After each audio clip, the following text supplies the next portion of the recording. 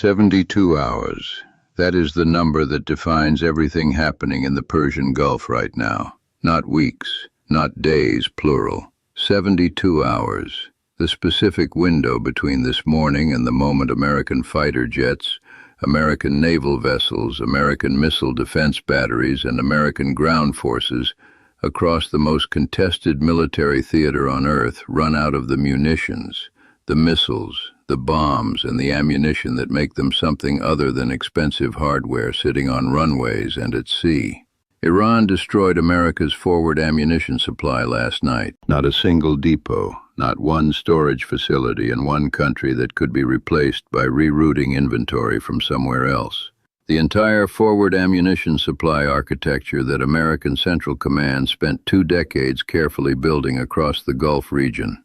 The dispersed network of ammunition storage facilities, weapons pre-positioning sites, munitions maintenance depots, and missile reload stations that allow American forces to sustain high-intensity combat operations without waiting weeks for resupply from the continental United States, struck in a coordinated operation that lasted 47 minutes and hit 11 separate facilities across 6 countries simultaneously: Saudi Arabia, Qatar, Kuwait, Bahrain, UAE, and the maritime prepositioning ships anchored in the Gulf of Oman that carry the reserve inventory backing up every land-based depot when ground facilities are damaged or depleted. All of it, in 47 minutes. 11 facilities, 6 countries, 1 operation. And the American military that woke up yesterday morning with enough munitions to sustain weeks of combat operations at current tempo, woke up this morning with 72 hours of weapons left. Stay with this analysis, because what happens to the most powerful military in human history when it runs out of the physical materials that translate capability into action?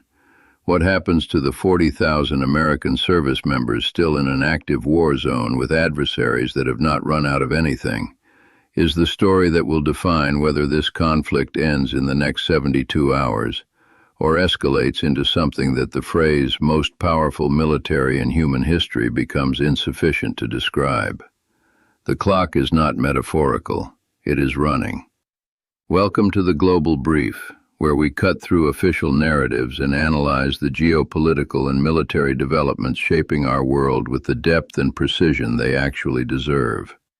What forward ammunition supply actually means. To understand why last night's strike is categorically different from every other American military loss this conflict has produced, you first need to understand what forward ammunition supply actually is, and why its destruction matters in a way that no single base attack, no single aircraft loss, no single facility strike could match. When American military planners designed the force posture for the Persian Gulf region, they built it around a specific logistical doctrine: pre-positioning.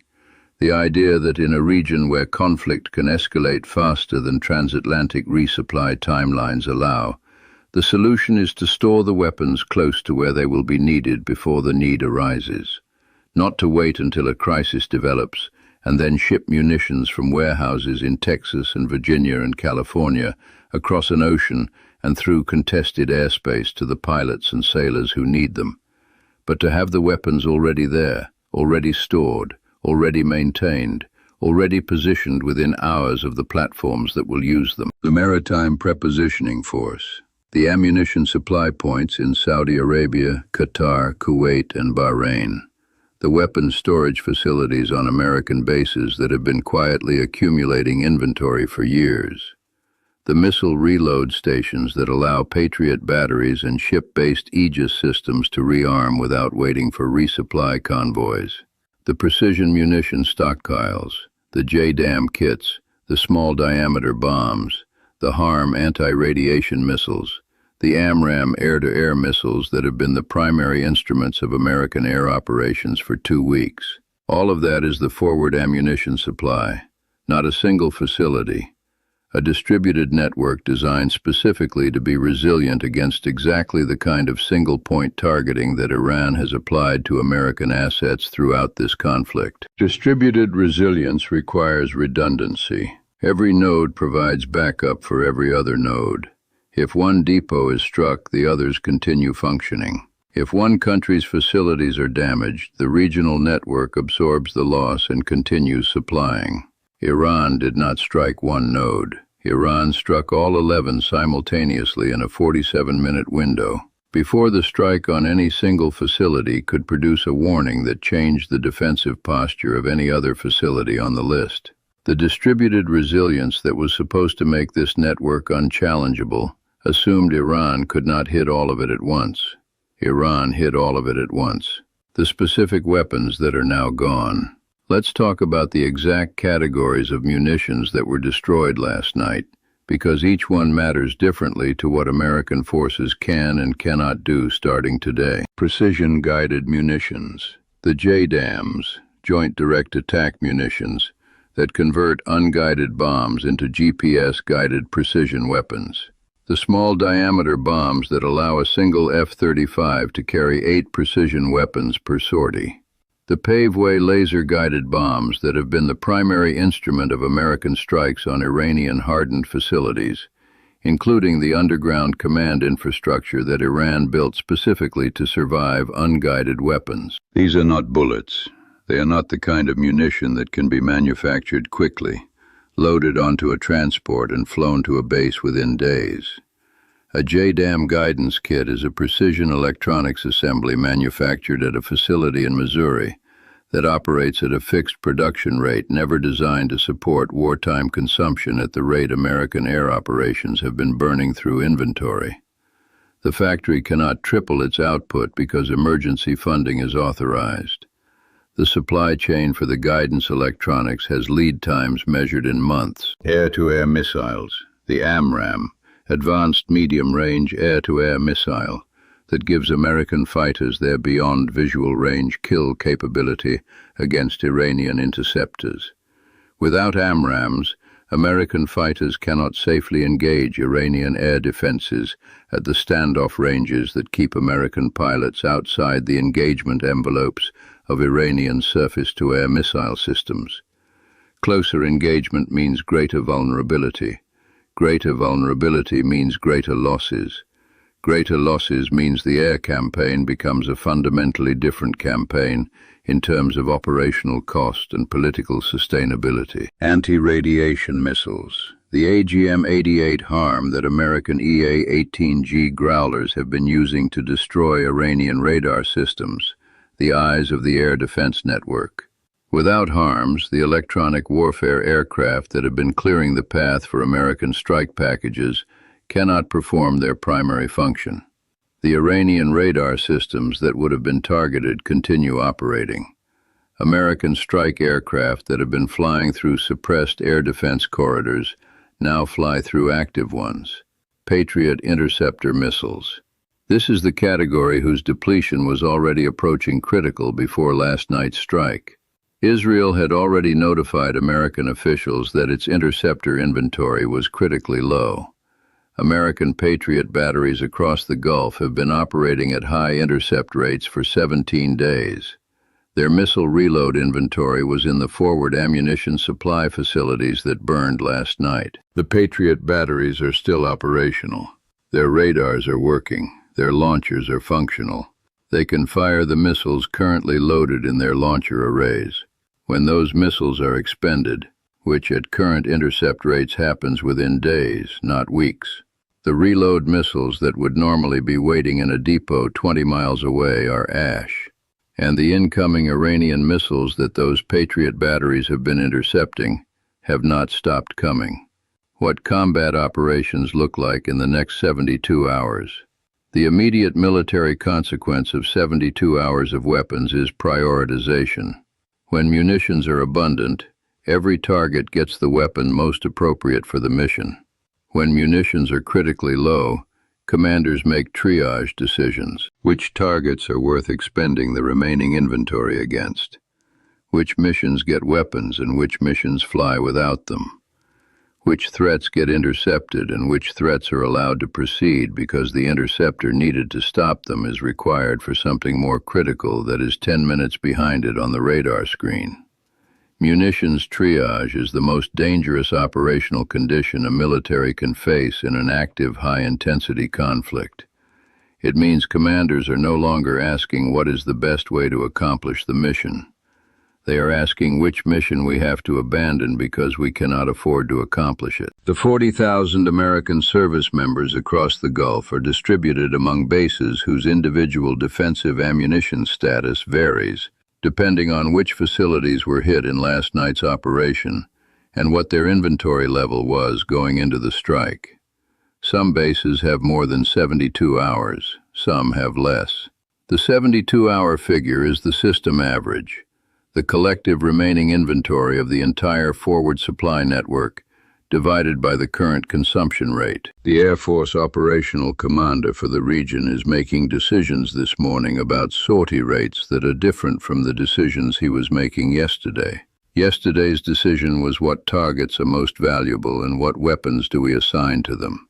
Today's decision is how do we extend 72 hours of remaining inventory to 96 or 120, while emergency resupply transits from the continental United States on a 12 to 18-hour flight, through airspace that may itself be contested, to bases whose security cannot be guaranteed against the adversary that just demonstrated it can strike 11 facilities in 6 countries in 47 minutes. The Navy surface vessels in the Gulf, the destroyers and cruisers whose Aegis systems have been intercepting Iranian ballistic missiles and providing air defense cover for the region, carry their own vertical launch system cells loaded with standard missiles and tomahawks. Those cells are finite. Each standard missile fired to intercept an incoming Iranian ballistic missile is a cell that cannot be reloaded from the facilities that burned last night. The VLS cells remain loaded with what is currently in them. When they are expended, the ships require return to port for reload at a facility with the appropriate missile inventory. The nearest such facility with adequate SM-3 and SM-6 inventory is not in the Gulf. It is at facilities that were themselves on Iran's target list last night. What emergency resupply actually looks like. Let's be specific about what emergency resupply from the continental United States actually involves, and why the 72-hour window is not automatically solved the moment America decides to solve it. The primary logistics hubs for American munition supply to the Gulf are Letterkenny Army Depot in Pennsylvania, Crane Army Ammunition Activity in Indiana, and McAllister Army Ammunition Plant in Oklahoma. Getting inventory from those facilities to bases in the Gulf requires air transport or sea transport. A C-17 Globemaster III can carry approximately 85 tons of cargo. A Patriot missile battery reload kit, the missiles required to refill a single Patriot launcher, weighs approximately 900 kilograms per missile. The airlift capacity required to meaningfully resupply 11 destroyed facilities across 6 countries exceeds the available C-17 fleet allocation that can be redirected from other missions on a 72-hour timeline. Sea transport is higher volume but slower. Military Sealift Command vessels departing from East Coast ports reach the Gulf in approximately 21 days through the Suez Canal, or 30 days around the Cape of Good Hope. The Suez Canal is operating under threat conditions that have reduced transit schedules.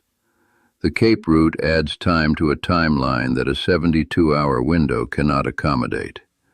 Airlift is limited by capacity.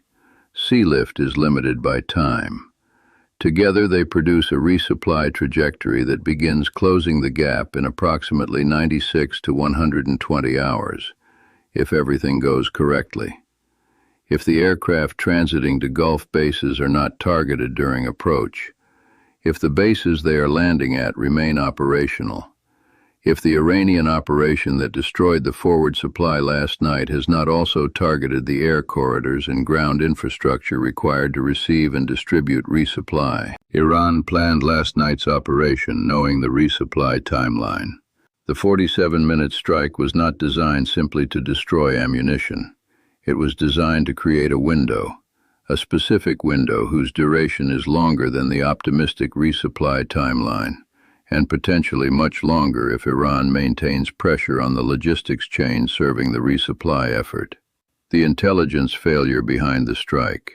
Here is what American officials have said about forward ammunition supply security throughout this conflict, and what those statements left out. American logistics officials consistently described the forward pre-positioning network as resilient, distributed, and hardened against conventional threat profiles. The distribution across multiple countries and multiple bases was designed to prevent any single strike from critically degrading regional supply capacity. The hardening of specific facilities was described as sufficient to defeat the precision-guided munitions in Iran's known arsenal. What those statements did not address was the targeting intelligence required to hit 11 facilities in 6 countries in a 47-minute window. Pre-positioning facilities are not secret in general terms. Their locations are logistically accessible to the bases they serve. But their specific internal layouts, which buildings store which weapons, where the highest value inventory is concentrated, what the security schedule looks like at different times of day, what the loading status is at the specific moment of the strike. That information is not available from open sources. Iran struck the interior layout with precision sufficient to maximize the destruction of stored inventory, rather than simply damaging external structures. That precision required knowing what was inside the buildings before the missiles arrived, which requires either human intelligence inside the facilities or technical intelligence penetrating the logistics systems that communicate inventory status to the commanders responsible for supply chain management. This is the third major American classified or sensitive facility whose destruction in this conflict suggests Iranian intelligence penetration of American military information systems at a level that has not been publicly acknowledged. The E-3 Sentry targeting, the underwater drone base, and now the forward ammunition supply network. 3 separate facilities, 3 separate intelligence requirements, 3 separate demonstrations that Iran's targeting data is more detailed and more current than should be possible for an adversary operating under maximum sanctions and maximum intelligence pressure. The counterintelligence investigation that this pattern demands is the most urgent security action the American military needs to undertake right now. Before the next resupply convoy is planned, before the next base's defensive posture is communicated through systems Iran may already be reading. Because if Iran can read American logistics planning, the emergency resupply operation is not a solution. It is the next target list. How Russia, China, and the Gulf states are reading this. Russia's response to the ammunition supply strike was the most rapidly issued and most detailed official military commentary Russia has produced on any single event in this conflict. Russia's defense ministry described the operation as the first successful operational validation of multi-node simultaneous logistics interdiction against a major power military's forward supply architecture, a doctrine Russian military planners have been developing theoretically against NATO supply infrastructure in Europe for 2 decades. Russia published specific tactical observations, the sequencing of strikes to ensure no facility received warning from the targeting of another, the use of different weapons categories against different facility types, cruise missiles against soft storage structures, ballistic missiles against hardened bunkers, drones against vehicle parks and loading areas, optimizing destructive effect against each facility type simultaneously. Russia did not publish this analysis to be helpful to NATO. Russia published it because Russia operates the same kind of distributed pre-positioning network in the Baltic region to support operations in Ukraine. By publishing the analysis of how Iran defeated the American version, Russia is simultaneously studying the American vulnerability and communicating to NATO planners that it has been developing the same capability against NATO logistics in Europe. The message to NATO defense ministers: your forward supply infrastructure has the same distributed resilience architecture that just failed in the Gulf. The doctrine that defeated it is now publicly documented. China's response operated at two levels simultaneously. At the diplomatic level, Beijing issued formal calls for an immediate ceasefire, language calibrated to express concern without taking sides. At the military level, China's Central Military Commission convened an emergency session within hours of the strike's confirmation. The agenda, partially reconstructed from Chinese defense media, focused on one central question. How does the doctrine Iran used last night apply to Chinese pre-positioned supply facilities supporting operations in a Taiwan contingency? China is not a party to this conflict. China is studying this conflict as the most detailed real-world test of contested logistics interdiction doctrine against American forward supply infrastructure that has ever been conducted. The conclusions China draws will shape Chinese military planning for the Taiwan contingency for the next decade. The Gulf states are managing an acute crisis that flows directly from the ammunition supply destruction, in a way distinct from every previous development in this conflict. Saudi Arabia's Patriot batteries, UAE's THAAD and Patriot integration, Bahrain's coverage of American naval assets, all of these systems draw on the same regional ammunition supply infrastructure that burned last night. Saudi Arabia intercepted 12 Iranian drones on the same day as the supply strike.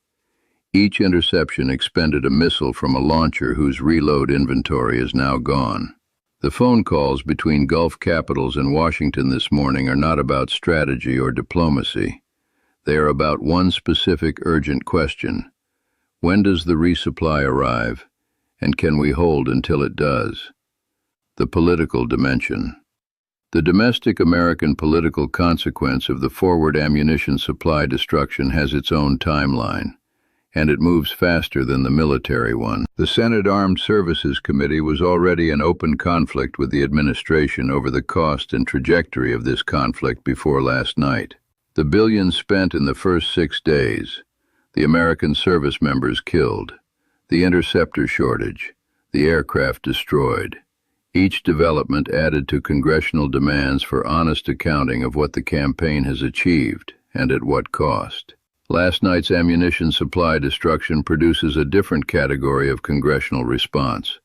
Not hearings, votes. Moving the volume of munitions required to meaningfully address 11 destroyed facilities in 6 countries requires emergency appropriations that Congress must pass. The Congress that has to pass those appropriations is operating with overwhelming domestic opposition to this war. The senators and representatives already receiving constituent calls about energy costs and the price of a war nobody voted for are this morning receiving constituent calls about the largest single-event American military loss since Pearl Harbor. The politics of emergency war funding have a specific dynamic. Supporting the troops means funding the resupply, but funding the resupply means continuing the war. Continuing the war means more losses. More losses means more constituent calls. More constituent calls means more political pressure to end the war rather than fund its continuation. The administration is navigating that dynamic this morning without the narrative cover of a war that is going well. Because the narrative of a war that is going well just lost 11 ammunition facilities in 6 countries in 47 minutes. What the global economy is now pricing. The immediate economic signal from the strike is the most direct price transmission any military event has produced since this conflict began. Markets understand what 72 hours of ammunition means for the operational sustainability of the forces providing whatever residual security remains for Gulf shipping. The tankers that were already not moving through the Strait of Hormuz were not moving because of Iranian naval threat. They are now also not moving because the forces providing whatever deterrent effect remained have been given a 72-hour expiration notice on their ability to operate at current effectiveness. Oil reacted within minutes of the strike's confirmation, reaching financial markets. Not the moderate movement that followed earlier diplomatic signals, a movement of a different character, the movement of a market pricing the closure of the exit door rather than the approach to resolution.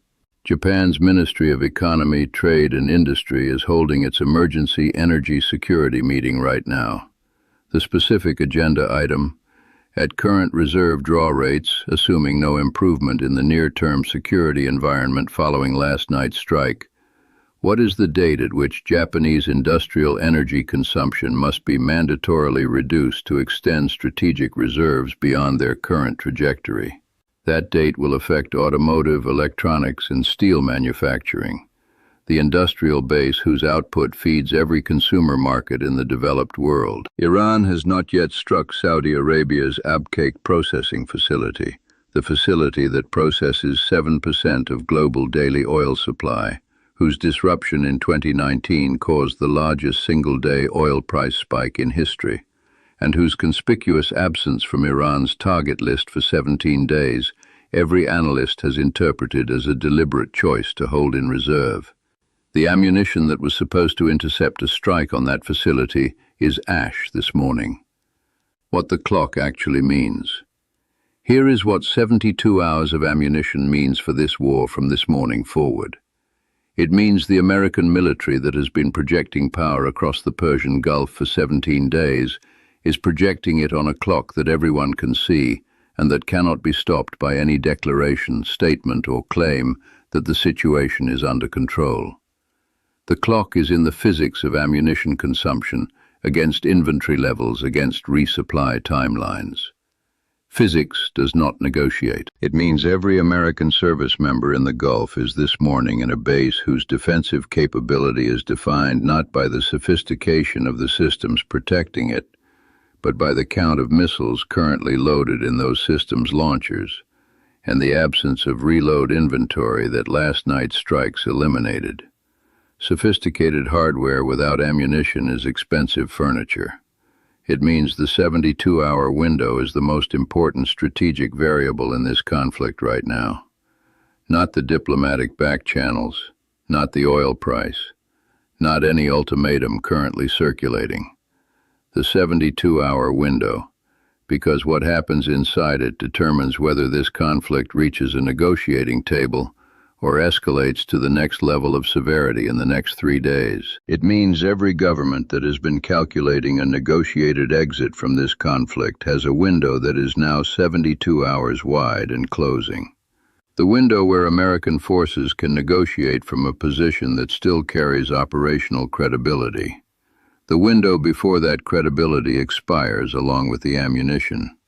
Iran planned last night's operation to produce this window, not to destroy American capability permanently, to create a countdown visible to every actor in this conflict, a countdown that expires at a specific time that everyone can calculate and that nobody on the American side can publicly acknowledge, because acknowledging it means acknowledging that the negotiating position is about to become significantly weaker. 72 hours, 11 facilities, 6 countries, 47 minutes. And somewhere in an operational planning room in Tehran, the people who designed last night's operation are watching the same clock that every American base commander in the Gulf is watching right now. They planned the 47 minutes, knowing exactly what the clock would say when it started. The ammunition is the last variable. Everything else is already decided. When it runs out, the war either ends, or it becomes something that none of the words currently being used to describe it are adequate for.